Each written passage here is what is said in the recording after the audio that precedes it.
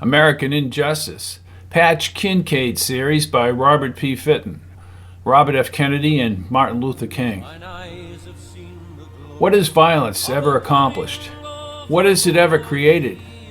No martyr's cause has ever been stilled by an assassin's bullet. No wrongs have ever...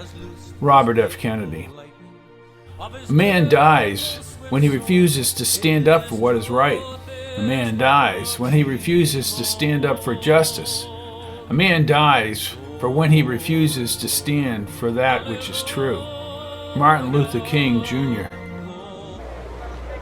Even in our sleep, pain which cannot forget falls drop by drop upon the heart, until in our own despair, against our will, comes wisdom through the awful grace of God. Commander Phineas Beauregard presently resided not behind enemy lines, but behind American lines, held against his will in a despicable American prison in South Vietnam. Dr. Mike Cameron was not half as lucky. He was missing somewhere on the outskirts of Saigon. Meinkewitz would always add the obvious, and presumed dead. Mike's status fired up Patch all the more to interrogate Captain Winkamp, late of Dallas, Texas, about the infamous events of November 22, 1963. The C-141 Starlifter transport soared in the afternoon sunlight over a blue-gray stretch of the South China Sea. Patch and the team were sectioned off from the rest of the troops, headed to Ton Son Nut Air Base outside of Saigon. He and Meinkewitz had copies of the 27-page bound report from Denali's staff indicating the whereabouts and the lies of Captain Winkamp of the Dallas Police Department on the day President Kennedy was assassinated in 1963. In preparation for the Winkamp interrogation, for the past few hours they had read, memorized, and discussed what Winkamp had been up to. "Here's the October Playboy you wanted, Ray," said Mendez, holding up the green-tinted cover through the transport's sunlit window. Patch raised his right brow and chuckled as Mendez continued. "I thought you guys were taking a break from the Garrison investigation." Meinkewitz wore a red baseball cap. He removed his reading glasses and gave the colonel a sly look. "You check out the magazine first, Colonel?" "Security check," said Mendez seriously. Meinkewitz and Patch both laughed. "So, everything checked out, did it?" "Yes, sir. All is well." Patch, his mouth open, stared at Meinkewitz. "Ray, I didn't know you were a Playboy aficionado." "Listen up, Patch. It's the Garrison interview, a blockbuster." Meinkewitz spread open the page. "Let's see if he used our information. Maybe he has something new." Meinkewitz studied something in the magazine before he began reading the Garrison interview. Immediately he began shaking his head. "Well, this is ridiculous. They start right in, accusing Garrison of intimidating witnesses, engaging in a criminal conspiracy and perjury, criminal defamation, public bribery." "I'm sick of all this propaganda," said Patch, placing his own ball cap on his head. Garrison hits back. "He says he stopped beating his wife," said Meinkewitz, chuckling, and he countered the question. "Sure, after all the damage is done, Sheridan and the rest of them have done what they accused Garrison of." "Oh, here we go. That Newsweek bullshit article by Hugh Ainsworth. Give me 5 minutes with that creep. Anything to kiss the CIA's collective ass," said Patch. "Alvin Baboff, 3,000 was never offered as a bribe by investigators." Meinkewitz looked up at Patch. "These people must think they're doing God's work by making up these stories." "Right, Alan Dulles' work." "Same thing." He looked back to the article. "Oh, here we go, NBC. "I used to think networks were unbiased," said Patch. "They have the FCC breathing down their neck, and they jump as high as the powers to be want them to jump. The bathhouse story and Oswald and Shaw, it's all a distraction." "What about Russo?" "Funny you should ask. Garrison said he would resign if they proved he was programming Russo with sodium pentothal." "Good enough," said Patch as he peered out the tiny window and wondered what Vietnam was all about. Kennedy had been on course to end it all, and MacArthur did not want a land war in Asia. How can they say that Clem Bertrand's real identity won't be released by the Justice Department? Come on. He handed the magazine to Patch. At least more people will learn that Garrison is pursuing these individuals. I was told by Denali that once we were underway, to grant you additional access to more information about the Audubon Zoo.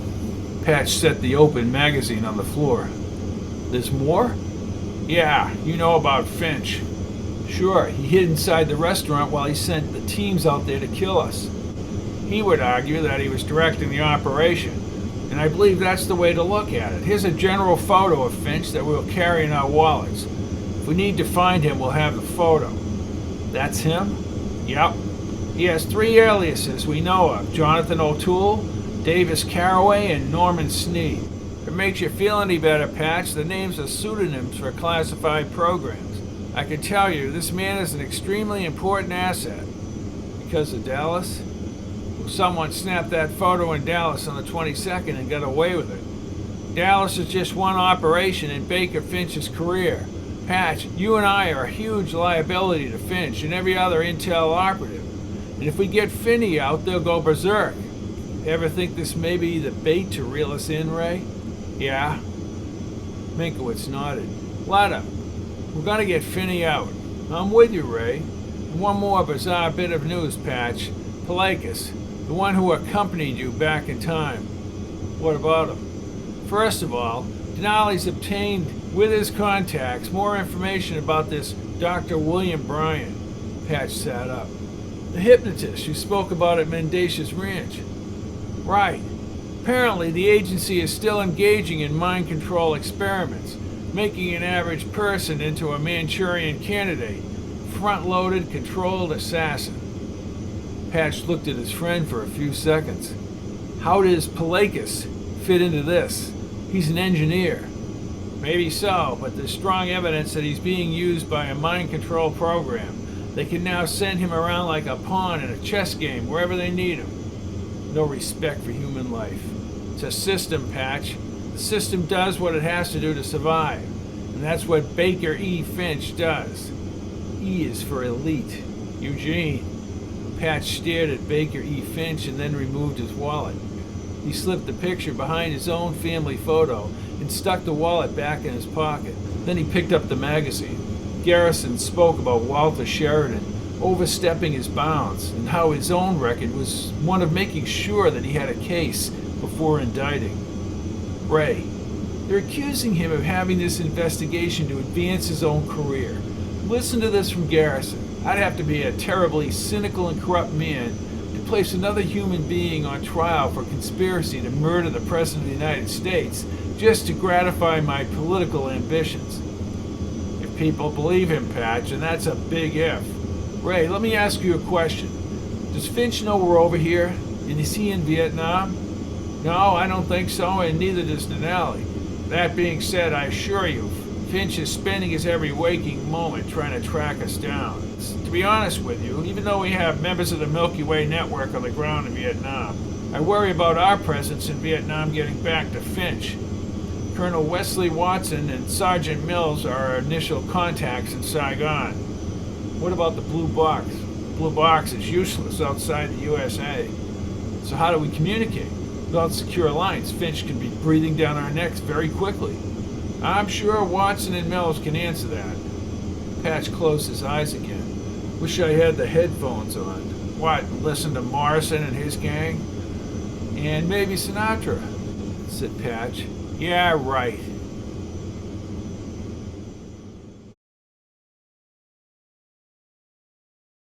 Chapter 2. C-41 Starlifter nearing Ton Son Nut Air Base, Saigon, South Vietnam, September 28, 1967. As the pitch of the engine deepened, the plane began a slow descent. Patch felt the vibration like a sonic massager shaking his bones. Doesn't even look like a war from up here, Ray. By the way, Patch, the guy interviewing Garrison is Eric Norden, a writer with credits. He wrote a study on the assassination called The Death of a President, January 1964. Overall, I thought he was appropriately cynical on Garrison, said Patch. Right. This gives Garrison a chance to get his side of the story to the public. CIA, CIA, CIA. It's all CIA. They're all linked. And all these articles, and Sheridan and the government boys. Garrison gets it. They vilified him, said Meinkewitz, and he went out of his way with that 3-judge panel, accusing him of bribes and post-hypnotic suggestions, lying to the polygraph. It's Gurvich who came into the investigation just to screw Garrison. Garrison knows that, Patch. He knows. All that info about the rapprochement with Castro. He gets it. Powers to be couldn't stomach what he was doing. You think he'll convict Shaw, Ray? Asked Patch. I've learned not to be sure of anything with the intelligence agencies involved. Sir, said Mendez, we'll be landing at Tonson Nut in a half an hour. We'll be brought to building number 112, the officers' quarters, for a short meeting. We've been cleared by command as Bluebird. Our orders are to mandate recommendation for prison security. We'll have the force together and go through the plan to get Commander Beauregard out as soon as possible and get answers from Captain Winkamp. Well, where's Winkamp now? He's on his way to military police headquarters. You will have a half an hour of uninterrupted access in the conference room. It's more than enough time. Patch gazed out the plane window. Linear brown roads cut through the scattered farms to the distant green expanse. The long buildings became more numerous. Vehicles zipped along a few asphalt roads and the aircraft-filled sky. The dirt roads were gone. Crammed houses around Saigon, interlaced with industrial elongated structures, all symmetrical and parallel, formed a spreading, urbanized landscape. Despite how simple it sounds, Ray, this is a dangerous mission, said Patch. We have to be quick. 2 things, Patch. My buddy Phinney is in trouble. Second, Winkamp may be the key to unlocking why Kennedy was murdered. Patch nodded as the plane banked. This is going to get ugly. So be it. Patch spoke to Meinkewitz as he panned the airbase through the window. Civilian aircraft everywhere, Ray. Boeing 707s, all cargo planes. Airlift International's Boeing 727. Dozens of DD-3s. Yellow fuel trucks and several vehicles holding up the line on the runway waited to cross. U.S. Air Force officers and airmen were out near the entrance. The airmen waited to board a bus marked CBPO, processing. It is an airbase, Patch. Patch's smile slowly rose. What are you going to ask Winkamp? That damned Oswald wallet, where did he get it? And how did he have it if Oswald had his own wallet on his person? What about you? Why was he in all those critical places on November 22nd? Asked Patch, looking outside again. The C-130s are using reverse thrust to back up. Interesting. And the transient parked aircraft. They're all full tilt in this quagmire. Kennedy said MacArthur was adamant that a land war in Asia would not be won. I wonder if Winkamp had any clue why Kennedy wanted us out of Vietnam. They brought Winkamp in and they extricated him from Dallas after he did the dirty deed. Let's get over to 112, said Mendez. We want to expedite this operation. Amen to that, as long as we get Phinney out of the hellhole, said Meinkewitz. Patch was behind Meinkewitz when the warm air burst inside the plane. Not too far away were body bags lined up along the cement tarmac. My God, they're all dead. American boys, said Patch, stunned. I keep thinking how Natalie must have felt when she got the word about Eddie. They started down the stairs. A lanky kid in fatigues and ball cap adjusted his sunglasses. Bluebird, follow Sergeant Mills to building 112. Yes, sir, said Patch, saluting as he fixated on the body bags of the dead Americans to the left. They're flying them back to the States on the plane that we came in on, Patch, said Meinkewitz. Jeeps and trucks crisscrossed the tarmac at the end of the shadowed hangars. More men alive and fresh from America marched along the buildings as several jets broke the sound barrier.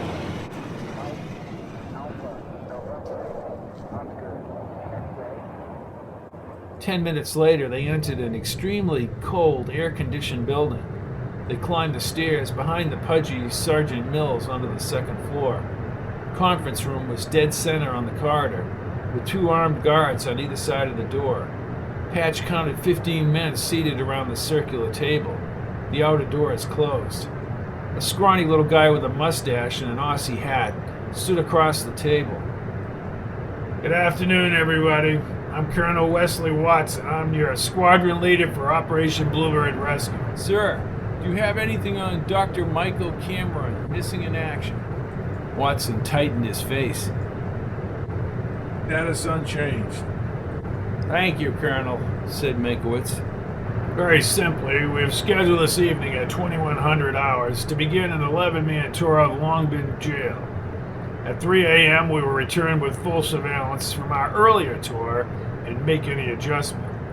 We will remove Commander Beauregard by force from the Hole of Regret, a rancid urine feces stench cell. One security door is centered in the exterior wall. In the steel door, there's a tiny square view window. We will transport the commander to a C-130 marked Winston, which is already in place. We will be brought to General Comstock at the secondary airfield L4 and then flown to Japan. Concurrently, Dr. Meinkewitz and Captain Kincaid will be questioning Captain Winkamp in the half hour before we commence, and they will join us at Sector D7, Corridor 7B, as shown on the wall map. We must move quickly and be prompt. In short, we need to be where we're supposed to be. This map is detailed, memorize, and we will rendezvous. Communications? Asked Patch. No can do, Captain. Too risky, even at this low frequency. Any word on Phinney's status? Asked Meinkewitz. Watson's stone face reflected Phinney's ordeal. Phinney had been beat up and tortured by U.S. soldiers. Everyone can chill in the multi-purpose room at the end of this building or use their rooms on the second floor. You'll have dining hall privileges. Set your watches with the wall clock and rendezvous here 15 minutes before 2200, commencing Bluebird. That is all, my friends. Let's get the commander the hell out of here. When the rear doors opened, Patch walked with Meinkewitz out the aluminum frame door. Across the runways and tarmac, the activity of war never ceased. Although no direct enemy fire took place through the distant haze, Patch sensed the ferocity of this guerrilla war. They would only have a short time with Winkamp and the protection of the two soldiers, and he doubted without intimidation whether Winkamp would reveal his Dallas mission, sponsored by CIA. Patch had just hit a handball against the wall when a sergeant appeared in the doorway. He saluted. The sergeant said nothing and handed him a slip of paper. It looked as if it came from a cash register roll. He turned and exited. Meinkewitz held the slip out in the fluorescent light. Radio message from General Comstock. Finch intel meeting. Flying out of U.S. within the hour. To Saigon. Rumors of your presence in Da Nang. You must act with great alacrity as Finch and the others will unravel your mission. Da Nang is way the hell north of here. Finch must have people all over Vietnam. Plus, Phinney is your friend. No doubt. Listen, Patch. If we just do what we're supposed to do, we'll be flying to Japan before Finch Incorporated figures this out. And Phinney is Elton Maddock. That will slow them down. Ray, I hope everything you're saying is 100% true. The thatch door opened and the scruffy-haired Winkamp, accompanied by two fully armed South Vietnamese guards with mean black eyes, creased his brow at Patch. He wore an untucked short-sleeved white shirt and light-colored pants. Who the hell are you? Sit down, said Meinkewitz, holding out a rifle and pointing to the chair. Patch aimed his M16 directly at Winkamp. First, you know the status of Dr. Mike Cameron. Never heard of him. I said sit down. I don't take orders from you clowns. We're here to talk about Dallas, said Patch. Winkamp's eyes widened. Arrest these bastards. The side doors opened as the men raised their rifles and advanced. In seconds, two men from the Operation Bluebird Rescue team crashed into the hut. Winkamp's guards turned to fire but were cut down by the team using silencers. Winkamp started for the door only to be blocked by Patch. You people are crazy. Maybe we are, said Patch. Captain Winkamp. You were brought to Dallas a year before the assassination by CIA. I don't know what you're talking about, said the ashen Winkamp. He glanced down at the bloody bodies of his security guards. A well-planned operation. Who sent you? Allen Dulles, said Patch. And then they ship you out here to Vietnam. We know what you assholes did to President Kennedy. You're one of those conspiracy buffs, and you've committed murder. I don't know what you're talking about. You want us to believe that? Winkamp looked them over. Screw you. No, you can tell that to the grand jury, said Patch. What grand jury? Jim Garrison. Are you shitting me? They told me Garrison's investigation would be snuffed out. Or maybe worse, Captain, said Patch. You'll end up like Ferry and Diwali. Your people killed by security people. You guys were about to kill us, said the soldier behind Patch. You were in charge of personnel and had your own office in Dallas. You didn't even have to wear a uniform. That is a matter of public record. Sounds more like a pivotal position, said Meinkewitz. They needed that nexus on the ground in Dallas. If you let me go, I won't let security take you out. How did they set up Oswald? Asked Patch as he held the M16. I'll give you guys one tidbit and let me out of here. He stared at Patch. Bill Shelley, the supervisor at the depository, said Meinkewitz. Right. Now let's end this right now. No questions asked, said Winkamp. Sorry, Captain, said Meinkewitz. You're going to answer our questions and then we will leave. Winkamp's lower lip pressed together as he said nothing. You were in possession of a second Oswald wallet with a fake Selective Service ID card in the name of Alex Heidel. Who put that all together? Asked Patch. You're playing with fire, dumbass. You lied to the Warren Commission about being in your office after the president was shot. You weren't in your office, were you, Captain? Shut up. Patch jammed him against the wall. Winkamp now looked nervous. You drove to the depository in your unmarked car, didn't you? You didn't walk to the depository. You were already in there searching. During the next 45 minutes, you were all over the fucking place. And nobody can verify that. Winkamp's face reddened, and his anger grew more intense. I want your names. Why? You couldn't seem to remember the names of any of the officers you worked with that day when the president was murdered. I have nothing more to say. You want to leave this hut alive, Captain, said Meinkewitz. You'll tell us everything you and your cohorts did after the president was shot. Screw you. I can be in touch with Dave Morales in 15 minutes. Kindly place your barrels to Captain Winkamp's head. Patch signaled with his head, and the two Bluebird soldiers moved closer.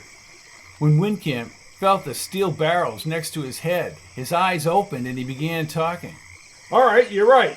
I took the unmarked car with Ben Sobel, and Oswald went out the dock door to Marcellus Ave after he got instructions from Shelley. Shelley told Oswald to go to the theater and meet his contact by bus, but the whole deal got messed up.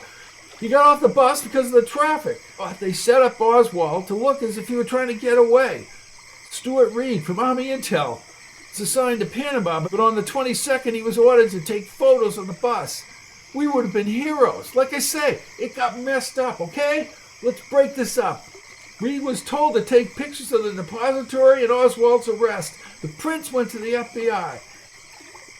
The FBI kissed them goodbye, said Patch. Keep going, Captain, added Meinkewitz. Winkamp watched the soldiers and then spoke again. The Marcellus Ave bus would intersect at the travels of one Officer J.D. Tibbet. See, Ben and I were supposed to get Oswald on Marcellus Ave. On the bus, at the depository, but Oswald had already exited the bus. Sounds like this was a sophisticated plan, said Meinkewitz. Who devised it? I can't tell you that. I will tell you that we had to find Oswald. He could take us all down. Ben and I, we took car 207 and drove it to Oswald's rooming house. The bus turned at Marcellus Ave, right near where Tippett reported his position. And when the bus turned onto Jefferson, Tippett knew that Oswald had left the bus. He had gone by taxi to his rooming house. Damn, said Patch. We beeped the horn twice. Nobody there, but we got him in the cruiser a short time later. Winkamp's eyes were glassy. I won't survive now. I know who you are, pal. Let's have it. Around 1 p.m., Oswald was at the corner in the front of the rooming house. He had on a blue-gray work jacket. Ben and I brought Oswald behind the Texas Theater, okay? We left the jacket in 207. So all the wackos were right, Captain. Oswald never shot Tippit. It was all planned in advance to make it look as if he were fleeing the shooting and he killed Tippit. We drove up the alley to 10th Street and parked in the driveway so Tippit could see us. Why? Our meeting with Tippit was scheduled.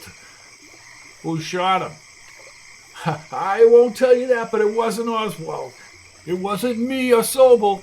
Sobel wore Oswald's jacket to hide his uniform. You drove from that Abundant Life church behind the Texaco station and through the alleyway, said Meinkewitz. How do you know this? Ben never filed a police report on being first at the Tippit scene or the wallet.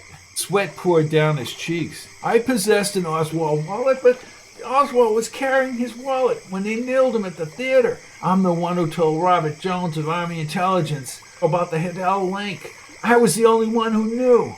I added the selective service card from the phony wallet, and they sent the contents of Oswald's wallet to the FBI. It stuck. The negatives for the fake card were in Ruth Payne's garage. See, with the Hidell alias, he was tied to a non-existent, trumped-up rifle purchase. He never ordered the rifle. The whole thing just disappeared. I never entered the wallet into evidence. The only Hidell thing on Oswald was the Fair Play for Cuba card, okay? Fritz understood the frame right away, and the wallet vanished. The public knew about the Hidell thing Saturday morning. Oswald was screwed. Didn't talk to the FBI either, because they knew I had the wallet. And no one ever questioned you about this? Asked Patch. And if you had the Hidell information, you could tie Oswald to the Mannlicher Carcano rifle that was brought into your office, Captain, framing Oswald perfectly. How the hell did you two even get in here? You were in the Texaco parking lot. You were at 10th and Patton. You were at the Texas Theater. You were standing close to Oswald when he was arrested. You were the highest-ranking cop at these critical times. And you said you were walking to the depository. You're a lying, low-life bastard. You framed him with the Eisenhower jacket. You lied when you said you found it in the nearby parking lot, said Meinkewitz. They'll squish you like ants. Who is your handler? Asked Patch, crunching Winkamp's jaw like a vice with his hand. Then he shoved Winkamp back. How did you find out Kennedy had been shot? Mrs. Kinney. I sent my own guys, Sergeant Stringer and Carver, and possibly Joe Fields and H.L. McGee, to the Texas School Book Depository. Everyone ran up the knoll, but you sent offers to the depository. I get it. You were sent by de Gaulle's people. De Gaulle? Asked Meinkewitz. You're in deep shit, Windy, said Patch. Do you know how many times they went after de Gaulle? Asked Westbrook. Never mind de Gaulle, said Meinkewitz. So, for 30 to 45 minutes you had your alibi, didn't you, Captain? While you took care of business. The President of the United States gets shot in broad daylight and Sobel went to have lunch with his estranged wife. And then you went home. I don't buy that either. In an unmarked police car, you and Sobel got on the same bus as Oswald because you were going to kill him on the bus. But Oswald had exited the bus. You know an awful lot about this, said Winkamp. Who killed Tippit? Who set up Oswald? And who was behind this plot, this massive operation? The hapless Winkamp just stared at him. You don't understand. I can get away with what I just told you. But if I raise the bar, too many people, including myself, will die, and I'm not going there. As he spoke, outside shots reverberated in the night air. Patch faced Meinkewitz. What the hell is that? You're dead men now, said Winkamp with a slight grin. You'll be in court with Garrison before this is done, pal, and you'll be going down with those who brought you into the plot. Meinkewitz and Patch backed toward the side door with the security guys. Patch, M16 rifle propped in his hands, entered a courtyard ahead of Meinkewitz as Winkamp bolted out the thatched door. Sporadic small arms fire echoed along the long building, surrounded by chain link and barbed wire fencing. Gangs of prisoners shouted expletives amidst the gunfire and pandemonium. Trucks and jeeps with swirling red beacons had arrived outside. I should have killed him, Ray, said Patch, peering ahead. He's a primary witness, said Meinkewitz as gunfire sounded toward the hut, and he won't give us the goods on any of the big questions. Those guys were supposed to go in there quietly and get Phinney out. I hope they've headed down to his cell. We need to get down there now, Ray, said Patch in the dimly lit courtyard. The operation is already out of control. We need to see if they actually got him out, said Patch. Okay, let's go. Stay behind me, Ray. We know where the Hole of Regret is at the end of Corridor B. We need to link up with the team and then everyone race to the plane. Meinkewitz pointed to a glow above the buildings. This damn place is on fire. It's totally screwed up. Along the outside, said Patch, crouched down along as he ran along the building. Ahead, 4 guards were dead in the dirt. The fire and the gunfight intensified as Patch, firing his weapon, cut into the darkness between the buildings. According to the map, Corridor B skirted the building fire, but more men were dead at the end of the building. These soldiers were a part of the team. God almighty, they're all dead, said Meinkewitz. The jail guards are dead too, said Patch. He squatted and removed a key ring from the dead man's belt. Then he tried several of the keys as the loudspeakers cautioned the men inside to stop what was now an insurrection. Patch pointed Meinkewitz behind him into the foul air inside the constricted hallway. Some cell doors were open and the heat escaped like an oven, opening to the corridor. Patch quickly counted 48 metal rooms and a humongous roof. They were wedged like Lego blocks, interlinked between each other. Each cell had a bulb, lighted overhead but unreachable. These tin can cells were no more than 7 by 5, but the walls were as high as this voluminous house ceiling. The bed was a hardwood floor hardly larger than a man, and nothing more. In one corner of the floor, a downspout reeked of human excrement. The cell was centered with a tiny window square. There it is, said Meinkewitz again as small arms fire broke out. Damn door is locked, shouted Patch as he ran forward. More men were dead in the open cells. He fiddled with the keys until one of them, the larger brass key, penetrated the lock. The door squeaked open. Meinkewitz shined the flashlight inside the almost unbreathable air. His old friend had squiggly, peppered hair down to the scalp. Massive bruises had swollen over his eyes. Some of his teeth had been knocked out. Jesus God, Phinney. Phinney grunted a bunch of gobbledygook. Then in a raspy voice he spoke Menkiewitz's name. Raymond. Lift him up with me, Ray, said Patch. Phinney winced and moaned as each of his bones were like a brittle piece of candy. Patch bent over and hoisted him into a fireman's carry. He picked up his gun and started back down the corridor. Getting out of this hellhole seemed an impossibility, but then again, chaos and confusion reigned the night. Patch had flown the Bell UH-1 Iroquois, better known as the Huey, for 2 weekends in New Mexico in the 1970s. Base is 300 miles away, said Patch as they secured Phinney on a stretcher. Max at fuel 318 miles, Ray. Well, you better hope somebody filled the tank. Patch attempted several times to start the single turbo engine. Sounds like a Chevy I had in high school. Come on, Patch! Damn, said Patch as the gas vapors filled the Huey. The engine caught. Across the runway, a caravan of jeeps and armored cars sped forward. I knew they'd be out here, said Meinkewitz. You better hold on to the family jewels, Ray. I'm taking this baby up. I honestly don't think they've seen us yet. I'm not waiting around to find out. When we get up, Ray, if they fire at us, man the guns. It's a pivoting gun. Till then, see what you can do for Phinney. If those bastards shoot at us, they'll regret it. That's the spirit, said Patch as he lifted quickly off the base. Fires were still burning back at the prison. Patch brought the gunship directly over the jungle. With men lining up their vehicles to shoot, Meinkewitz opened up the gun and scattered the men on the runway, which gave them a few more seconds to disappear into the night. Take that, you sons of bitches! Torture my friend! You tell him, Ray, shouted Patch. Patch did not want to go too deep into the jungle because of fuel uncertainty. Impossible North Vietnamese soldiers or Viet Cong lurking or waiting below American target. Meinkewitz leaned on his shoulder. I don't know how we link up with General Comstock at L-Base. Even Denali's going to have a tough time talking us out of this one. They're the ones that tortured Phinney. That's true, of course. Patch withheld from Meinkewitz that this helicopter was only filled to 3/4 capacity. Maybe they'd get lucky. Contacting Comstock on the radio was both risky and impossible, since Colonel Watson and his closest men were dead, and he had the lower frequency band codes. If only he and Meinkewitz had their blue box communicator. They were now in huge trouble for the fouled-up operation inside the prison.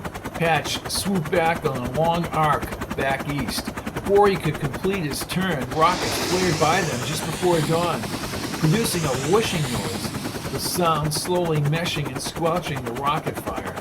Don't fire back, Ray. We'll have daylight soon and can visually spot L Base.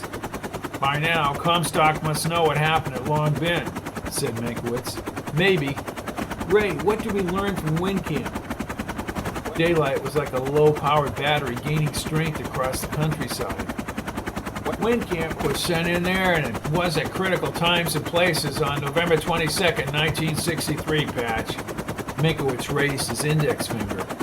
What was that happy horseshit about the Gaulle? And a report. We need to get that information to Denali. Fortunately, Westbrook doesn't know who the hell we are. Meinkewitz staggered back to Phinney. You want more water, Phinney? In the mirror, Phinney shook his head, and Meinkewitz dabbed what must have been a pain-numbing swab on Phinney's cheeks and temple. The anger in Patch's gut caused him to grip the controls tighter. Someone realized what the commander was up to. Denali, if he had any clout, would go through unconventional channels to find out why Phinney was in prison in that death trap run by Americans. Better, whispered Phinney. Mike. What about him? Asked Patch. Viet Cong. He's trying to save one of them in a jungle trap. They captured him, took him away under gunpoint. Must be dead. Patch pinched the bridge of his nose. Patch remembered how impressive the commander had been atop Mount Wilson. His gray-brown hair perfect, his skin smooth and his blue eyes sparkling. He thanked God Natalie did not see him in this condition. In the distance, over the steely ocean, the laser sunshine beams preceded the spherical yellow mass emerging over the finite horizon. He checked through the binoculars to where he had seen L Base carved out of the jungle. Gas was now down to 1/4 of a tank, and he hadn't sighted the base. Setting the Huey down anywhere in this jungle would dramatically reduce the chance of survival and set them on a course to be like Mike, MIA. Chapter 3, Jungle, Vietnam, September 29th, 1967. According to the maps, we're several hundred miles north of Saigon, said Patch up front in the yellow inflatable emergency raft as they passed imperceptibly below the overhanging jungle foliage. Birds chirped along the banks from species he had never heard. The river itself was a cloudy olive green. We on a fuel patch back there? Asked Meinkewitz, gripping the M16 next to Phinney and back. He crawled up next to Patch. No, I didn't want to run out while we were still in the air. This river will at least get us between the mountains to the shore. The current is dragging us forward. And if we attempt to call Comstock, they'll bring us back to Saigon. Patch scanned the bumpy limestone karst, densely coated with trees above the lower forest. We'll have food maybe for a week. And we're armed. We'll take on the Viet Cong guerrillas? Hopefully not. We just want to get to the shore and then we can orient ourselves to L Base. How's Phinney? Not good. Should take in more food. The antibiotic seems to be kicking in. Maybe he'll eat when the infection goes down. Patch glanced at his analog watch as a thick green snake slithered by in the water. He kept that precious knowledge from Meinkewitz. 10:30, maybe another 6 hours of light. But traveling at night has its advantages. How long to the shore? This is the Saigon River, Ray, said Patch, studying the map book. Then I flew that Huey way too far south. This comes out in Saigon, Ray. I could just see the three of us, floating into a battalion of infantrymen, ready to string us up, said Meinkewitz. This could be a tributary. Best case scenario, we're north of Saigon. That still leaves us to L Base and finding the general, one disaster at a time. Patch paddled a bit with his mind still again thinking about Kennedy. The guy we should have gone after, Ray, is Jenkins. Oh, you mean with the assassination? Right. Finding out about those teams of Cubans and their identities would allow us to trace backward. They covered their collective asses, Patch. I've said it before. Late in the afternoon, as the sun dipped below the mountain karst, Patch and Meinkewitz smelled both gunpowder and a pungent burnt wood odor in the air. What the hell is that? Asked Meinkewitz. As they continued along the tree-lined river, along the riverbank 100 yards away, white smoke hovered over the riverbank. Soldiers taken down in battle were scattered like children's toys across the gritty dirt. Helmets and rifles lay on the dirt. Jesus God, said Meinkewitz. Patch sensed that there were dozens of soldiers dead. The smell of death had a more sickening stench. American boys with gaping, bloody holes in their bodies had not even been buried. The entire patrol had been wiped out. Helmets were strewn up like the remnants of some violent lawn game. Heads were missing from bodies, carved out like blood-drenched pumpkins, all mixed with the crated remains of a smoke-laden riverbank. He stared, and Meinkewitz stared. Both men turned slowly as they silently passed by the death. Patch could not help think of Kennedy signing the executive order to bring the troops home. A nauseated feeling in his gut was not just from the smell of death, but from the needless snuffing out of human life. The silence continued into late afternoon, the darkness downstream where the river widened slightly. Useless, said Meinkewitz, utterly useless. Those boys who rode their bikes hit the ball and swam in their hometown ponds. Their mothers waited at their windows for the boys who will never be coming home. The boys whose father taught them to hunt and fish and play baseball will walk alone. The hometown heroes and the boys who were turned into men in a remote corner of Southeast Asia on a bullet-ridden riverbank. Patch unbuttoned his shirt pocket and removed a folded piece of paper. I put this in my pocket before we left for Southeast Asia. It's from Kennedy's American University speech, June 10th, 63. A little more than 6 months before they killed him. Do you see it? Asked Meinkewitz, shining the flashlight on the paper as Patch read the words of the late president. What kind of a peace do I mean? What kind of a peace do we seek? Not a Pax Americana enforced on the world by American weapons of war.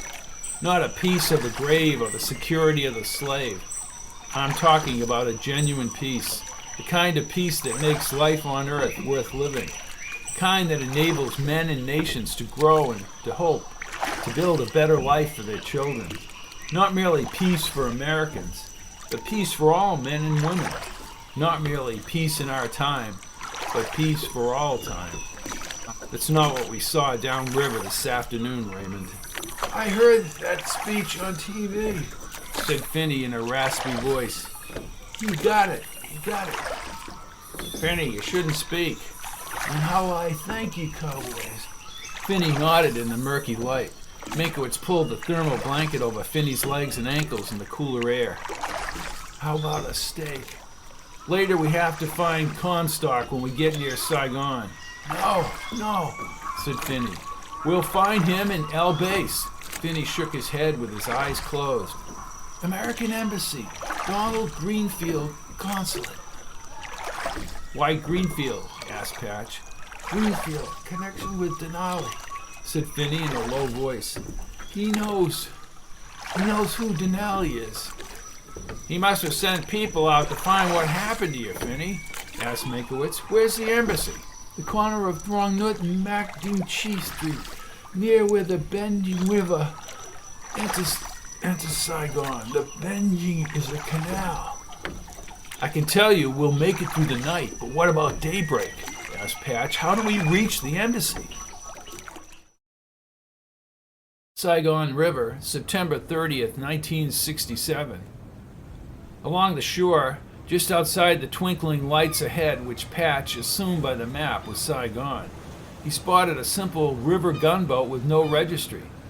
Phinney told him it was a rag boat designed for the South Vietnamese River Patrol. The small gunboat was simply docked within an assortment of boats, rocking in the tide and silhouetted with the new light of day. Patch tied the emergency raft to an adjacent boat rail. Before dawn, they transferred Phinney on the blanket below an overhang on the rag boat. Meinkewitz, armed with his own gun and next to the onboard guns, slinked down along the edge. The engine easily started. Patch, as dawn's light appeared in the eastern high clouds, scanned the wide river for the area where the canal connected. "I see it on the map, corner of Throngnut and Macdin Street," said Meinkewitz. "We need to use our network names." Patch glanced back at Meinkewitz and Phinney in the sunlight. "I knew there's a reason why I brought you along, Ray." "You gonna take that, Ray?" asked Phinney in the sunlight. "I always do." Patch followed a larger vessel with a U.S. flag several hundred yards ahead. "This could be a problem, gentlemen." "Well, where's the damn canal?" asked Meinkewitz. "Still several miles. We'll pass that U.S. ship first. If they head this way up in front of us, we'll disembark on shore and play it by ear." "And we have to get to Greenfield," said Meinkewitz. "Natalie must know what happened in the jail," said Phinney. "By now he's contacted Greenfield." Several sailors were above on the bridge. More men were stationed on deck. Patch checked his watch. At 6 a.m., perhaps they were not attentive to detail. The men on the bridge kept looking along the opposite shore, but the sailors on the deck stood like statues. They must have seen Patch piloting the boat toward Saigon. The hum of the big ship's engines was intimidating, but at the same time, the smaller rag boat passed by. "Sometimes you just get too lucky, Patch," said Meinkewitz. "If he wasn't lucky, we'd all be dead back at Long Bin," said Phinney. "There's the canal," said Patch. He turned to the two men. "Phinney, you let Ray and myself support you under the arms. We should only have to go a few hundred yards up, number 4 Thongnyak Boulevard, at the corner of Throngnut and Macdin Street." "Bring the guns," said Phinney in a rasping but audible voice.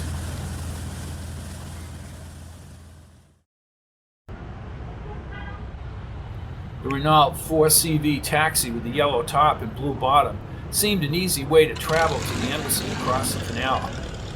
Patch and Meinkewitz lifted the commander under the arms and into the back seat of the taxi that looked like a Volkswagen from the back. For the first time since they landed in Vietnam, Patch took a deep breath and relaxed in the seat. Meinkewitz dealt with the driver, who spoke English. Phinney, as if he were losing power, closed his eyes, and Patch held him by the arm. "Ray, I think you should be our spokesman at the gates. You're more persuasive than I am." "Well, that's true," he said with a bump of a smile. Meinkewitz looked tired. They were all tired. Phinney even worse. He needed to get to a hospital. "If Greenfield isn't at the embassy, we need immediately to contact him," said Patch. "I don't think mentioning the general is a good idea." "Agreed. For the military, he's an unknown quantity. As for our operation with the commander, we can't put him in jeopardy." Meinkewitz looked over the canal as they crossed the bridge. I can get a message to the general without directly contacting him," said Phinney, his eyes still shut. "Corporal Brad O'Connor. He's part of the operation." Patch looked at Meinkewitz and raised his brows. "Thank you, Phinney." "Well, what do we tell him?"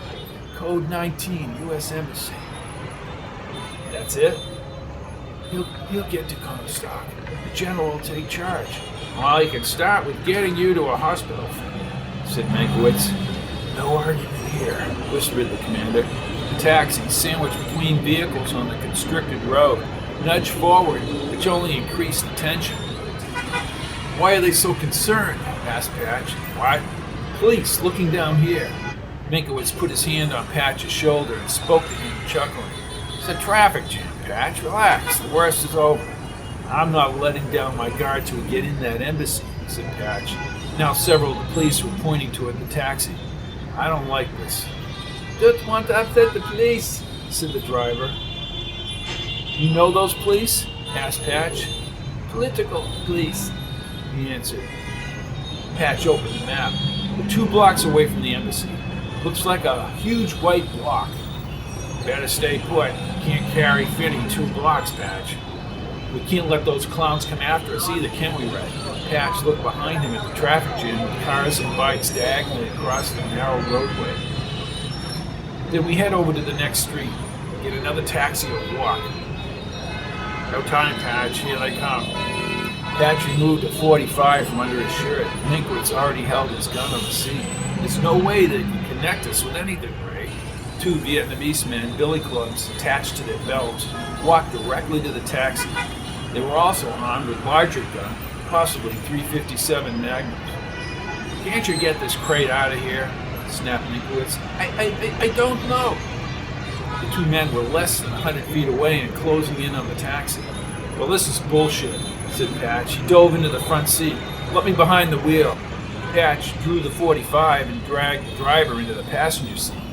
He wedged the gun under his thigh.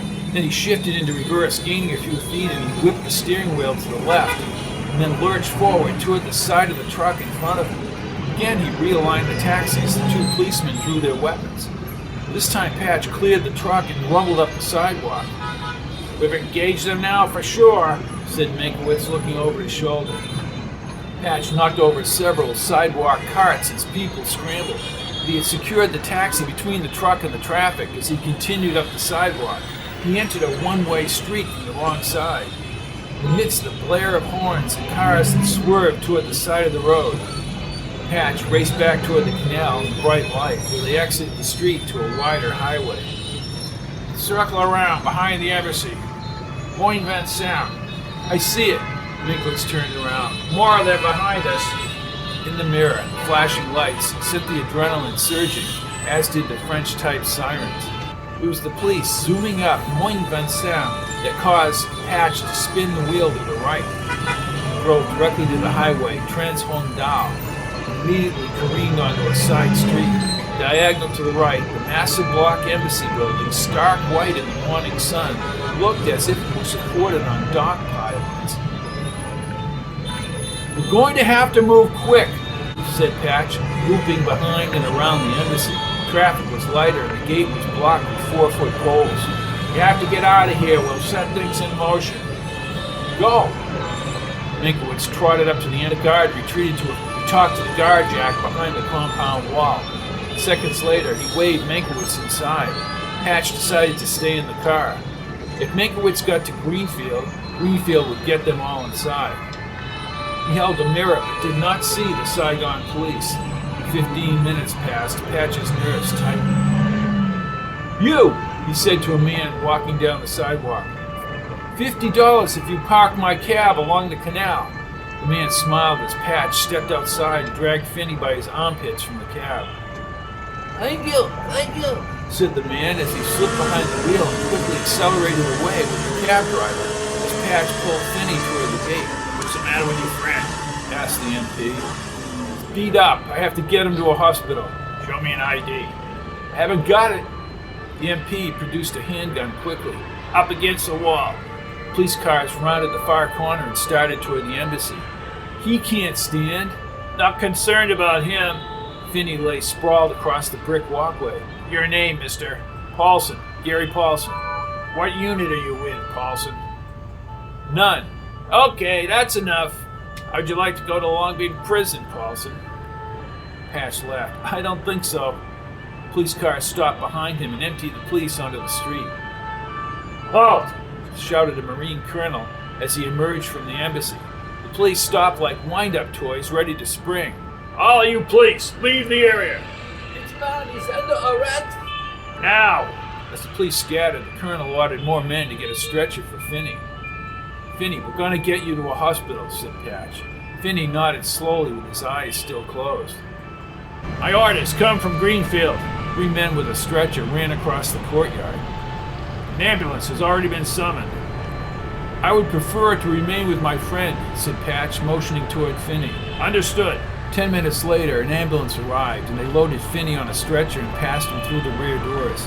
Patch was then taken inside by the MPs and up the elevator to the 7th floor. They entered a sitting room locked securely by 2 doors. Greenfield, a little bald man with spectacles, wore a vest as he paced the first room on the right. He summoned Patch inside. The walls were tall and painted a pastel yellow with springy plush carpets. Meinkewitz rose from a smooth maroon sofa across the room. Patch nodded at him. Well, Mr. Paulson, you're a lucky man, said Greenfield with an aristocratic tone in his voice. He shook Patch's hand. It's a pleasure to meet you. We get an update on Commander Beauregard. General Comstock's orders are to bring him to L base when he stabilizes. You two will be flown up to the base momentarily from the top of this building. And then, asked Patch, I'm a diplomat, sir. My orders come from the general. Beyond that, I'm not involved in this operation. Sometimes it's better that way, Mr. Greenfield, said Meinkewitz. May I get you something to eat? Sandwiches, perhaps? Sure, that'll hit the spot, said Meinkewitz.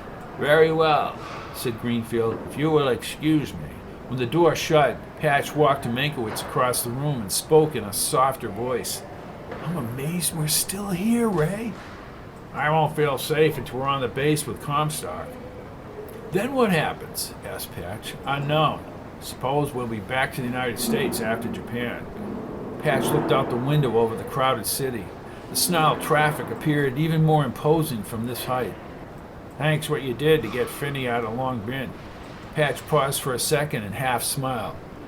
You know, Ray, even you, I would have sprung from that hellhole.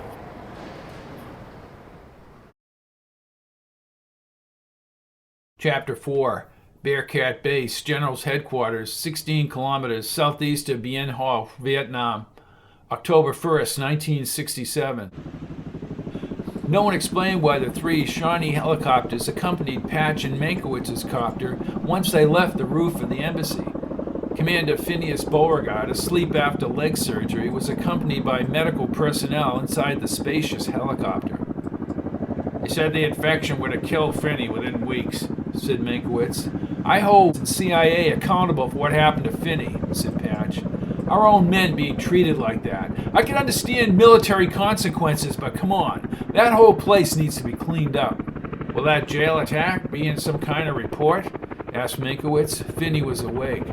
Washington will downplay it. They have enough political problems. The dirt-scraped Bearcat base was extensively carved out of the green jungle as the helicopter caravan descended toward a pad along parallel buildings. The dirt was swept into the late afternoon air. I think they call this machine the Flying Banana, said Patch as they touched down. Yes, we have no bananas, said Meinkewitz. What? Asked Patch, smiling. What the hell does that mean?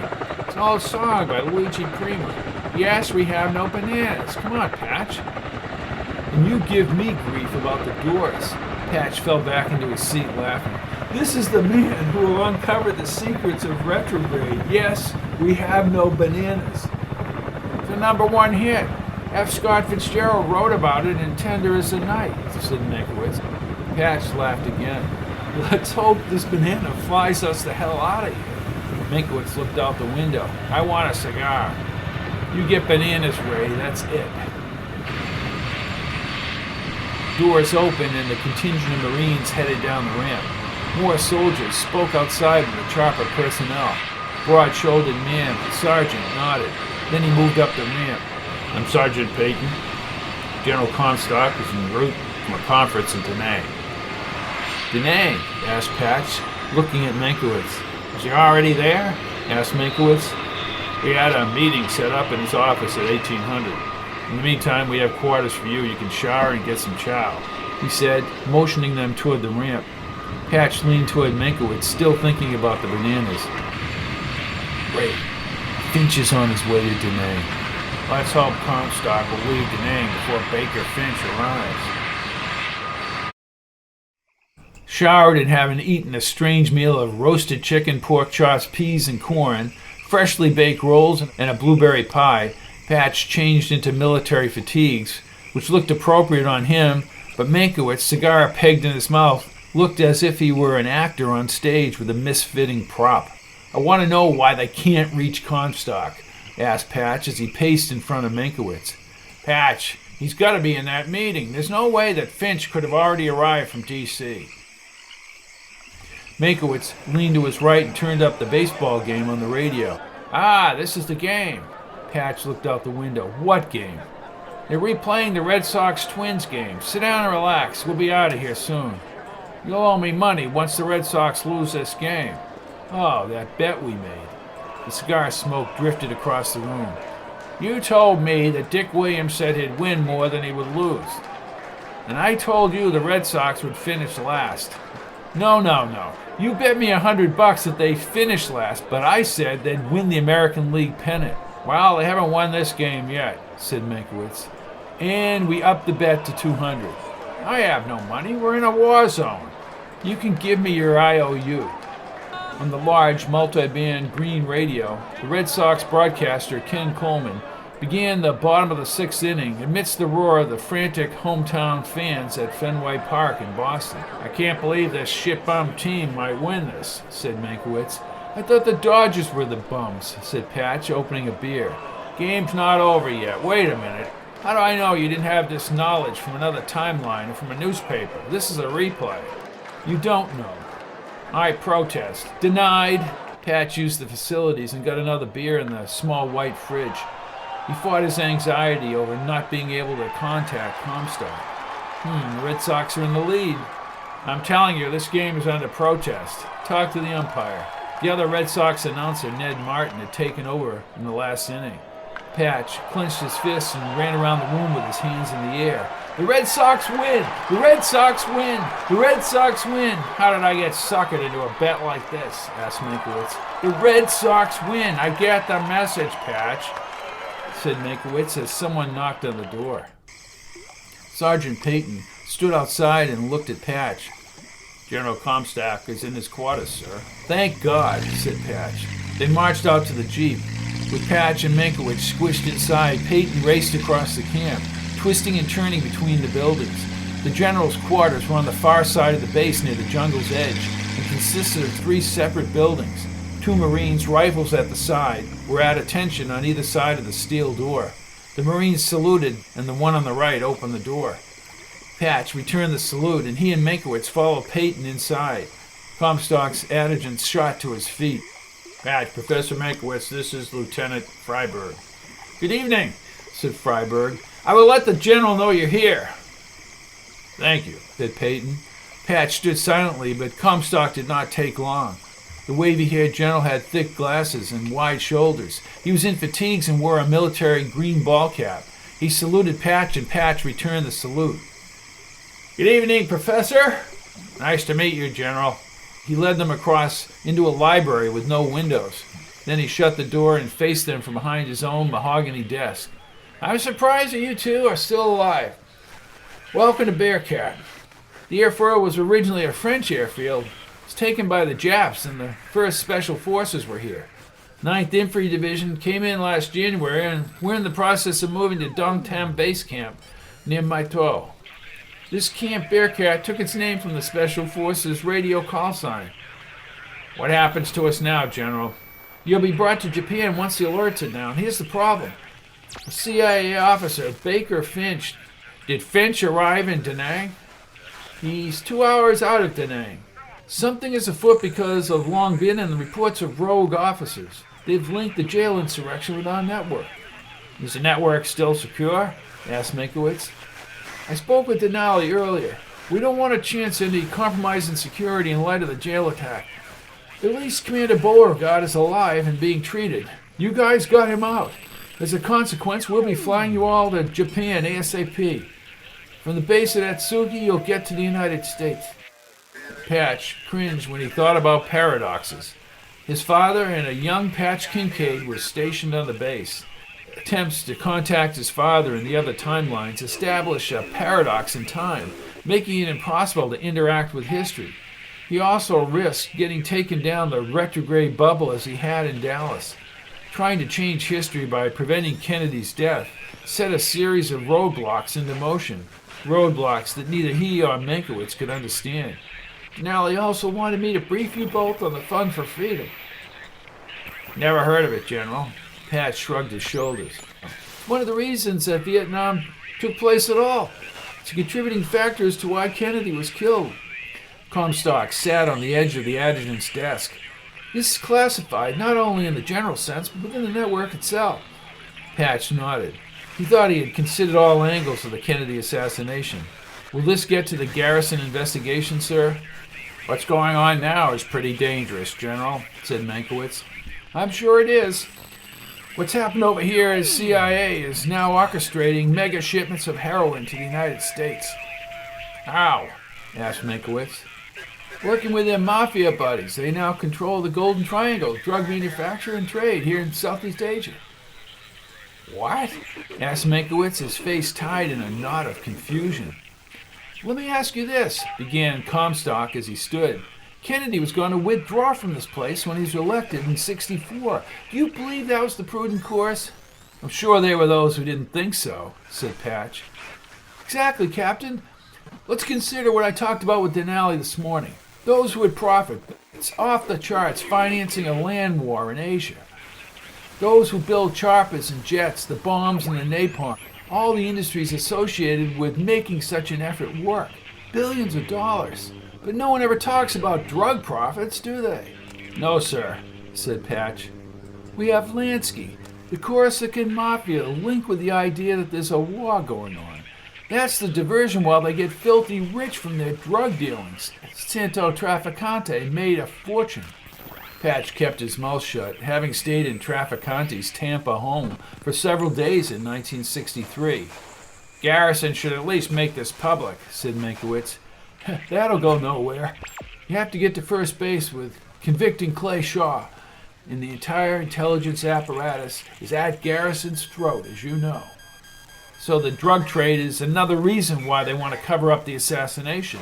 The CIA gets the profits from their operation, and Lansky and company bring it to the streets of America, and nobody can trace anything up because they pay for so much with drug profits. Ted Shackley and Tom Clines create the heroin and fly it back on their own airline.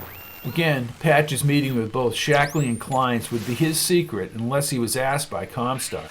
CIA skimmed 10% and had part of the operating budget or laundered it to the elite bankers of the stock market, fake businesses, you name it. You need to get proof of this, General. What we were trying to accomplish with Winkamp. No one will get access to Winkamp now. Winkamp mentioned a report from de Gaulle. Did he say what was in that report? Asked Comstock. No, said Patch. And he threatened us with Dave Morales, said Meinkewitz. Comstock went to the black filing cabinet and pulled out a manila file. Then he flung the photo on his desk. Take a look at this photo. Windy Winkamp is to the far right and Morales is second from the left, said Patch. Then you know him, asked Comstock. We have crossed paths. Denali strongly suggests that Morales was one of the implementers of the plot against the president. I agree, said Patch. Meinkewitz nodded. Morales will kill both of you and put a notch in his belt. We'll get you to Japan ASAP. If not sooner, said Meinkewitz. Denali's plan is to get you back to Southern California and you do your research. Keep a low profile. Sounds like a good plan, but getting there is another story.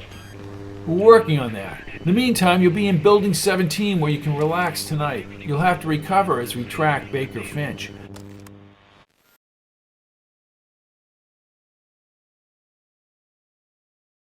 Chapter 5. Base Multi-Purpose Room, 16 miles southeast of Bien Hoa, Vietnam, October 1st, 1967. Meinkewitz walked into the rec room and up to Patch. He spoke in a low voice. Peyton says that Finch is in the Philippines. Thank God for small favors. That buys us some time, he said, looking at the TV up front. What the hell is that? Merv Griffin, broadcast from somewhere. I think it's recent.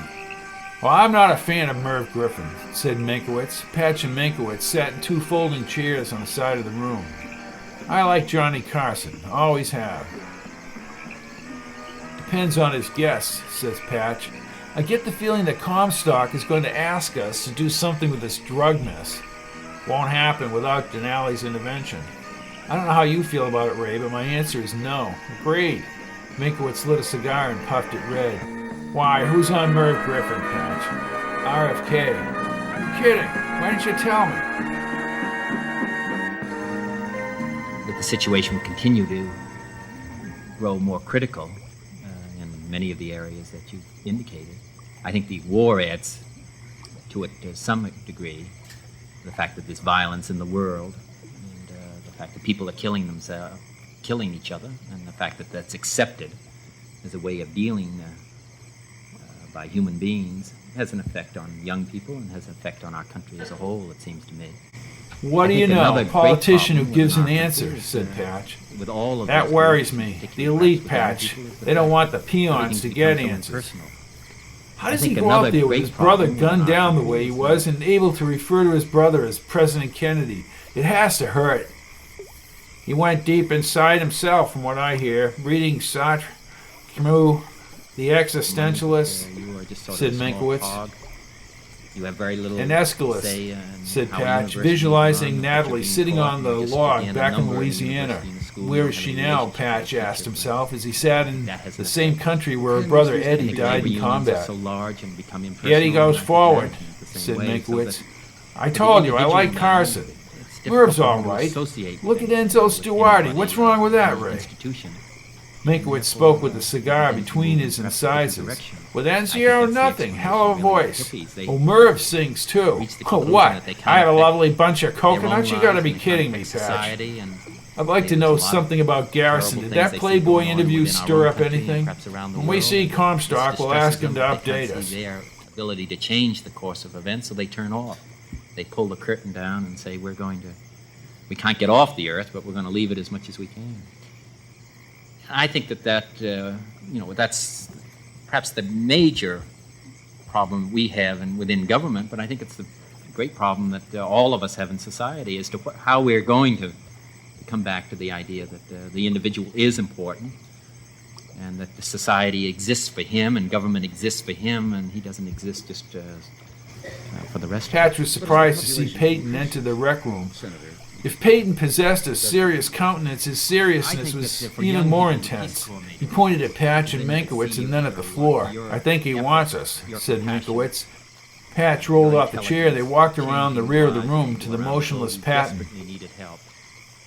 The civil rights movement. You just missed Merv Griffin, Sergeant. Was that also? Peyton nodded. Listen, General Comstock, 3 officers are missing. They're right on our collective asses, gentlemen. What do you mean they're missing? Asked Meinkewitz. Second chopper landed 15 minutes ago, Professor. Pilot had to leave because of enemy fire inside Laos. The general was 3 hours overdue. What about the man he was supposed to meet? Looks like it was a setup. It was Lansdale. We believe the Philippines report about Finch was disinformation. General Lansdale is in Laos near Comstock's chopper. Reports indicate individuals were pushed out of the helicopter in Laos. We aren't sure whether the incoming fire was from our side. Oh, God. Although we have no definitive report, we think Finch could be in the area, said Peyton. What happens now? First, we will casually leave here, and then hightail it south. It will be a prepared evacuation route as per the late general. Let's get underway, said Patch. In a difficult war that's, no matter whether one supports it or is opposed to it, it's difficult to explain, and it doesn't have universal support. That concerns them. Does there look like at this moment there's ever going to be a solution to the Vietnam War? I think that's very difficult. Obviously, I don't think if anybody has an easy solution, then I think that they'd come forward with it. Both Patch and Meinkewitz changed into full combat uniforms. Incredible that we're set for combat with our own people, said Meinkewitz. I've spoken with Denali, said Peyton. Obviously, secrecy has been broken. Lansdale knows how to take care of business. We can't second guess now how security broke down. Denali wants all 3 of you at Atsugi now. We have to be clever to get you out of here. How long by chopper? Asked Meinkewitz.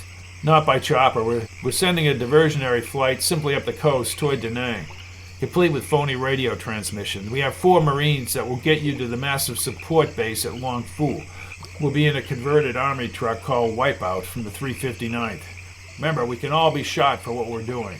Through Viet Cong territory, no doubt, said Meinkewitz. Or get shot down should you try to fly to Japan, said Peyton. You'll have a gun box, M79 grenade launchers, and M16 rifles. I have instructions to drive like hell. Sounds as if the intel boys think they have us, said Meinkewitz. Not necessarily you. Somebody found out at the embassy, said Peyton. I hope the hell you make it to Japan and then stateside. 160 miles, Professor, said Peyton. We're 30 miles out of Saigon. We skirt Saigon and loop to the Mekong Delta to Long Phu. Are you telling me we're going by boat to Japan? Asked Meinkewitz. Hold on, said Peyton. We'll get out the same way Commander Beauregard got out, aboard a medevac chopper to Long Phu. We'll arrive outside the post and request to see Lieutenant Carlson. This base houses 60,000 men. We need to be stealth and quick. The medevac will transport you to a different vessel that transported Commander Beauregard, the Long Beach CG-9. Long Beach will bring you to Atsugi. This vessel is nuclear powered and combat ready. Meinkewitz turned to Patch. You're awful quiet. We have to get there first, Ray. Peyton stepped forward. I'm giving you both copies of all the smaller roads we'll have to take should you need the directions. We may encounter Charlie. Don't have any reports either way. Anyways, we ain't near the Highlands. Come on, let's get the hell out of here. They were 52 miles from Long Phu when Patch awakened with a bump in the road. Silhouetted on the edge of the truck bed, Meinkewitz leaned on the M16 as the murky countryside passed by. Two soldiers slept against the sideboards. Peyton had been driving the truck for nearly 3 hours, but the two soldiers in front slumped in slumber near the window. You the tail gunner, Ray? Meinkewitz didn't turn. Somebody damn well better pay attention. What did they call Joe McCarthy? Tail gunner Joe? Thanks, Patch. That's just what I need when we can be hit at any second. Even the enemy sleeps. Maybe, said Meinkewitz as he lit a cigar. The glow looked eerie in the windy night air. Then he turned. I like Comstock. He was a valuable asset. I heard stories of Lansdale and shoving people out of helicopters. I wish we had the means to go after these bastards. The garrison convict Shaw, or all hell is going to break loose, said Meinkewitz. Why do I think that they'll do anything possible to stop that, Ray? Meinkewitz slid down the sideboards and extended his feet across the floorboards. Then he threw the cigar out what might have been a linear stretch of indefinite land, maybe a rice paddy. I'll watch, Ray, said Patch as he knelt along the sideboards. Thanks, I'm beat. I keep thinking about RFK, said Patch as the wind streamed through his hair, sticking out of the helmet. He not only answered the question, but he showed extraordinary compassion, feeling what the young people were feeling. Like when he went to see those poor people in the hills. Empathy is not what most politicians possess, said Meinkewitz, his eyes closed and his head slumped against the floorboards as they rolled along toward Long Phu. Patch was again taken aback about his father and himself being alive in Japan. How could that be? Seeing his father just one more time would be the ultimate gift. And he thought of Oswald and the U-2 secrets he had hinted at in the Soviet Union. And Nagel. He was there in the late 50s as both men, Nagel and Oswald, began working with the intelligence agencies.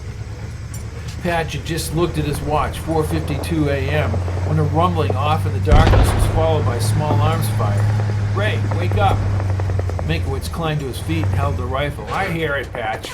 The window to the cab slid open. Both men in the front seats had their rifles propped up. I'm heading right through this, said Peyton. The soldier to the rear, a young black kid, peered over the tailgate. Fear rested in his deep brown eyes. Patch slid along the sideboards. We'll get through this. It's still dark. I was drafted, sir. Where are you from, soldier? Asked Patch as the gun battle grew louder. Around Minneapolis.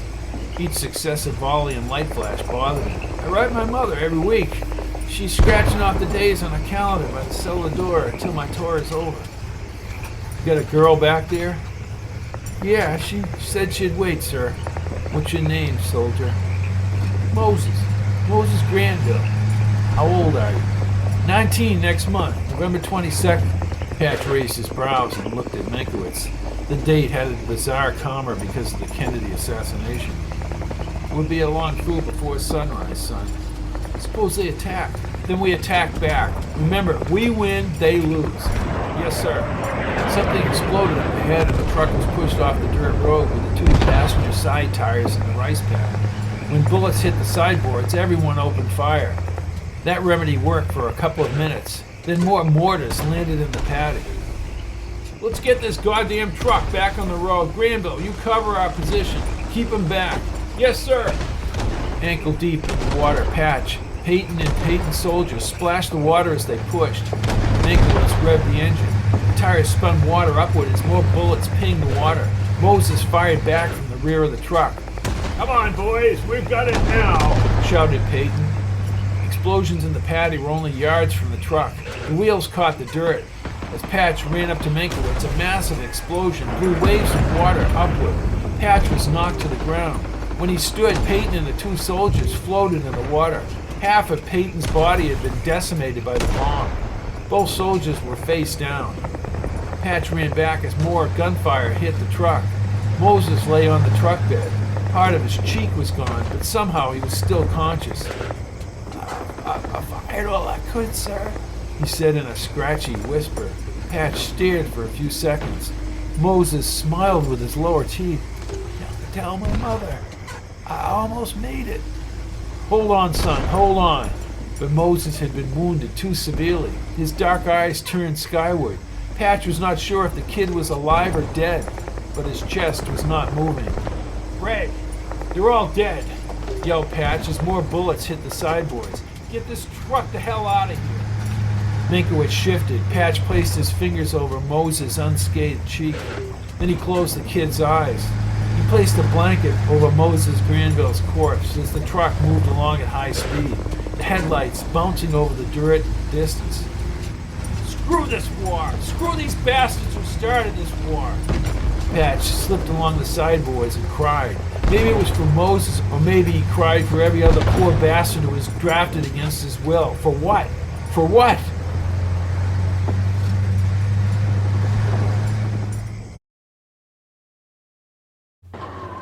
Patch never left Moses' blanketed body. He repeatedly thought about the kid's mother crossing days off the calendar. Once they were in a more populated territory, Meinkewitz talked with him through the open window. Leaving Peyton and the other Marines back there bothered him. He and Meinkewitz would not have survived driving back along the road, but it haunted him. The steely sky ignited in a sunburst, brightening the army blanket in an orange shroud. Meinkewitz downshifted onto the surrounding asphalt around the guard shack. Immediately, MPs rushed the truck and began asking questions. Meinkewitz asked for Lieutenant Carlson. More army soldiers poured into the area and surrounded the truck. 15 minutes later, Carlson, a fair-skinned man with dark beard stubble, was fully combat ready. He raised his voice to the MPs and then rounded the truck where Meinkewitz stood near the tailgate. Sir, the medevac has left the ground and will be here momentarily. This man, Moses Granville, is dead, said Patch, next to the blanket. He was just a kid. They all are, sir. They leave the world and leave it to Beaver and Ozzie and Harriet to face the inevitable.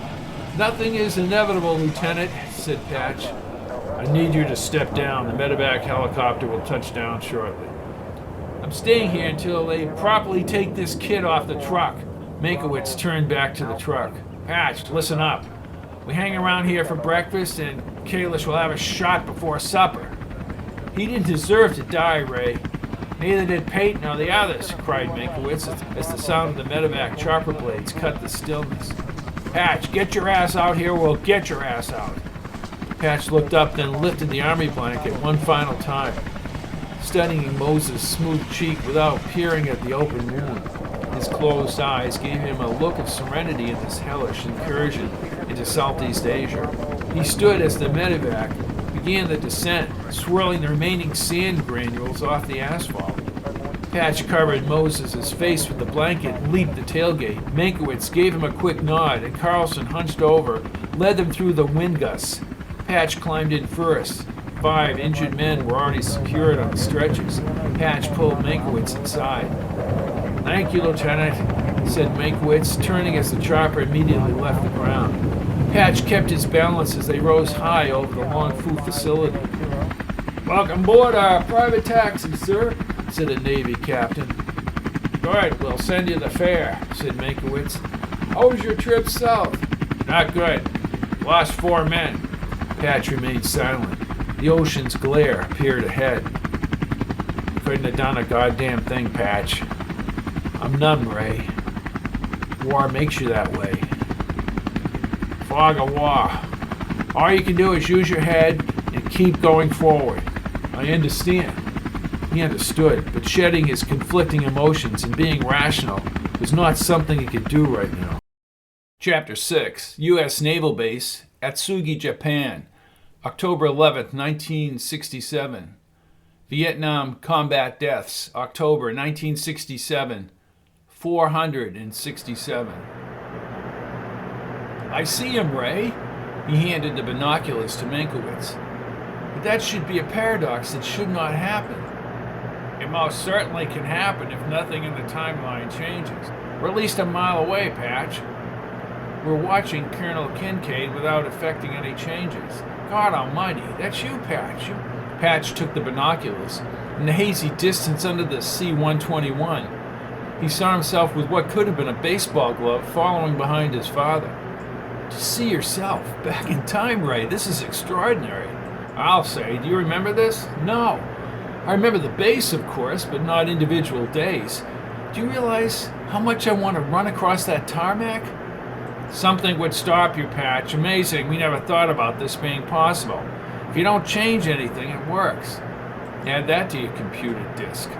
Patch followed his father and his younger self approach the hangar across the base. That doesn't show complicity, I don't know what does. There was a ball field on the other side of the hangar. That's where I got whacked with that baseball. Patch stared at the distant image of his father for at least a minute before Meinkewitz spoke again. What will you do, Patch? Wait for you to get me and the bubble back to Apex Junction. It'll take time. I'm just beginning. It's an election year, Patch. Eugene McCarthy from Minnesota is supposed to announce next month. Something is holding Bobby Kennedy back. Strange. He has the political capital to become president. He does. And you don't remember from the other timeline. Patch shook his head. No, I came back and I went to Dallas to promote JFK. I don't remember talking about what happened after JFK died. They did something to specific memories. Maybe I'll go to Minnesota and see Moses' mother. Moses' death is still bothering you. Of course. You were a trained pilot in a relatively peaceful time. You were never in combat. Nope. But quite frankly, I don't see how you ever get used to seeing someone die like that right before you. Damn. God damn this war, Ray. Meinkewitz and Patch entered the Quarters Club, over 100 miles from Atsugi.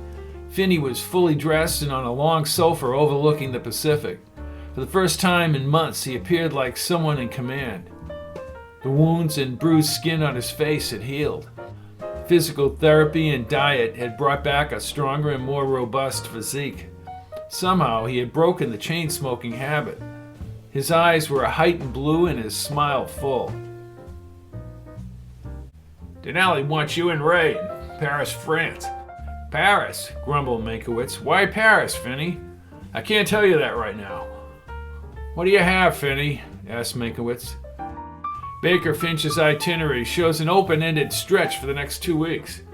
How do we have access to an agent like Finch's itinerary? Asked Patch. Phinney's face hardened. I don't know why he was supposedly in the Philippines. Disinformation, said Meinkewitz. Our best guess is that he bypassed Da Nang initially and participated in Comstock's assassination. His stock and trade. What do you make of Finch heading to Vietnam? Asked Meinkewitz. Well, I'm very concerned about what happened to Al Comstock. Finch's arrival and Al possibly shoved out of a helicopter is no coincidence. I wouldn't think Al talked, and they killed him. Patch sat down in the chair next to the couch. Let me ask you this directly, sir. Would Finch have any idea we're headed for Paris? Not unless it was a calculated guess by an analyst or Finch himself. Denali and 3 others know as well as we do. It's very, very limited. It's precisely for security, and I don't want to tell you right now, said Phinney. Well, I'll buy that. That's nice of you, Patch. Phinney laughed. You'll find out soon enough. Denali has information that our intel groups may have been after de Gaulle. We don't know how much this ties in with what happened to President Kennedy. When do we leave for Paris? Asked Patch. Very soon. You'll be briefed when you land at Paris's Orly Airport. You'll have all that information in your packet as you leave Japan. Commander, will this help us finding the people who plotted to kill President Kennedy? Yes, and that's still the reason for the existence of the Milky Way network. How do we communicate? Asked Patch. Let me guess, it's in our packets. Bon voyage, gentlemen.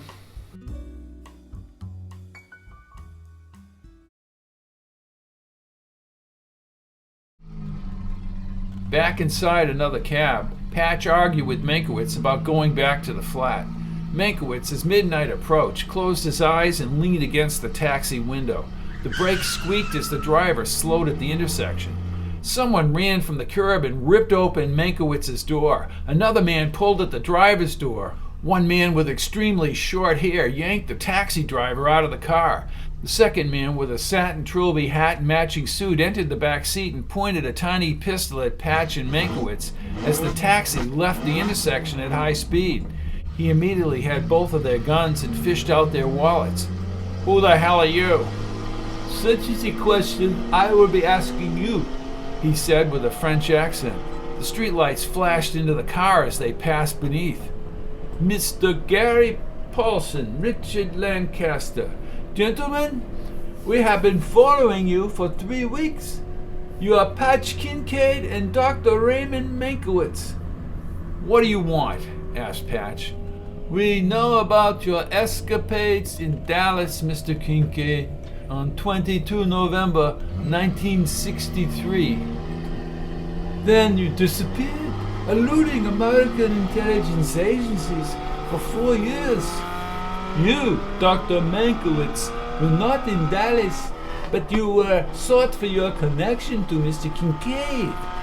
There are reports that you were in Southeast Asia recently, possibly Vietnam. You're working with Baker Finch, said Patch. I do not know any Baker Finch. Why are the French interested in us? You like to, as they say, move things along.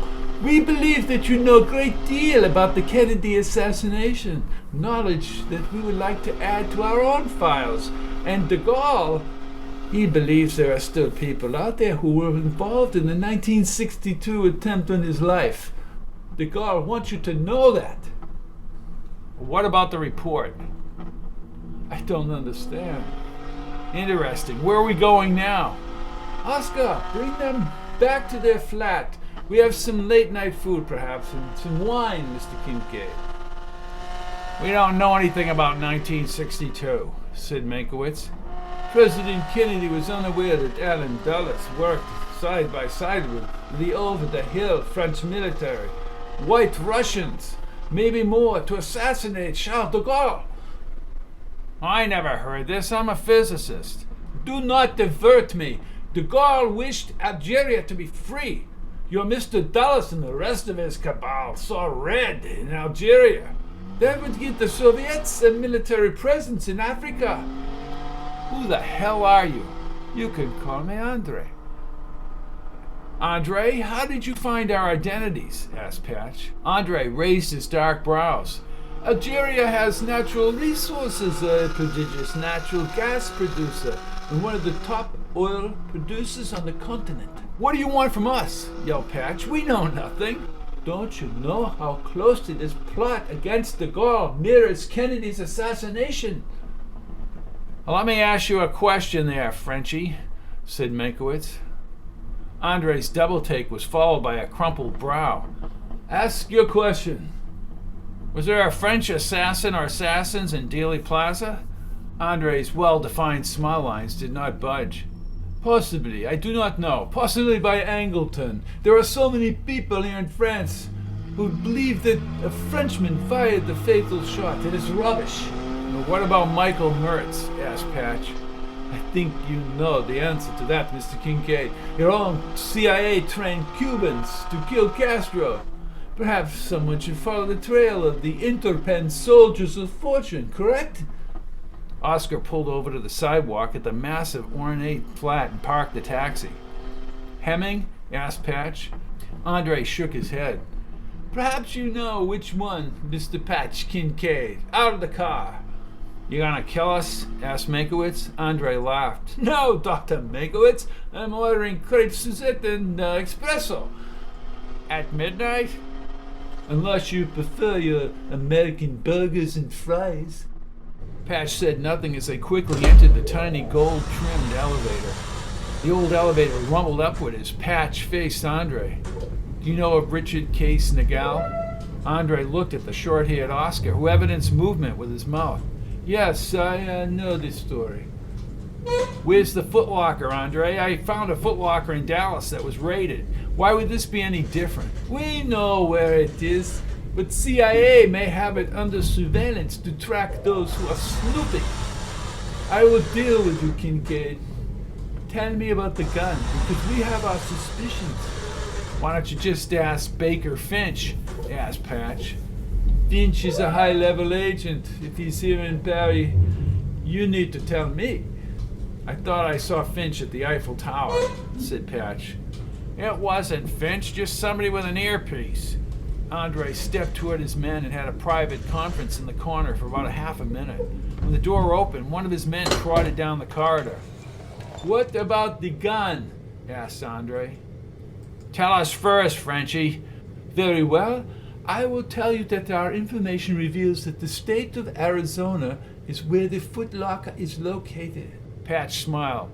And my information reveals one of the mercenaries spoke of Los Angeles in September of '63 and something about a custom 30-06 rifle. The gun was sold by Hemming, destination Dallas. The elevator door opened and Andre lip smiled. And you are not going to share with me, Patch, until I tell you where in Arizona you can find the gal's footlocker. Even if you knew, you would never get near that footlocker. It is a trap. Then, Andre, you'd best have your buzz-cut friend order the crepe Suzette. I like you, Patch, said Andre after the second glass of wine. Patch gazed over the city, still amazed that so many lights could be scattered over Paris at 3:30 a.m. And I don't trust you, said Patch. Andre grinned. That goes without saying. I will only tell you this. If you find yourself in trouble, you will call my office and use the word mushroom. Oh, really? And you'll just appear out of thin air, Andre. Andre was still smiling at Patch's humor. It is at the Louvre. The Louvre's Grand Gallery wing, the Denon wing. There are seating, mushroom-type chairs designed by Pierre Paulin. Meet me there. Do not call me for frivolous matters. Sure thing, Andre, said Patch, rolling his eyes. In the other room, Meinkewitz, two spent cigars in the massive amber ashtray on the coffee table, sat upright on the divan's smooth blue fabric. Oscar stared out the window toward the illuminated street. He held his gun in his left hand. We know the nature of your research, Dr. Meinkewitz, said Andre. Let him sleep, said Patch, holding the original glass of wine. What is it you think Ray likes to do with his test tubes, Andre? The dark-eyed Andre slowly lowered his glass and set it on the linen coaster. He produced a smile that highlighted his large teeth. He does time travel, Monsieur Kincaid. Why do you say that, Frenchie? Oh, Dr. Meinkewitz. It's your cover for the benefit of the CIA. We are aware of your time travel stories. Really? Do you believe those stories? Asked Patch. We all have suspicions of the impossible. Yet we do not know why Meinkewitz engages in actual research here in Paris. And before that, Barton College in Maryland. How can I get the footlocker location? Asked Patch. Andre lit a cigarette. I will save that for another day. Does the name Alexander Moon resonate with you? Jolt hit Patch's gut instantaneously. Meinkewitz leaned forward. Where is Moon right now? Andre inhaled and blew smoke rings into the flat. Who is the interpen soldier? Patch looked at Meinkewitz, and then Oscar now faced Patch with a gun drawn. Why is he so important? Because he killed Kennedy with a shot from the front, yelled Andre. How do you know this? Asked Patch. We know this from a U.S. Army intel operative who would be killed this moment if his identity is revealed. Fair enough, but I want to know where Moon is right now and the footlocker location and number, said Patch. Moon is presently 25 kilometers from Lyon. At the University of Alice, he temporarily works in Dr. Jacques Moreau's lab, conducting field experiments.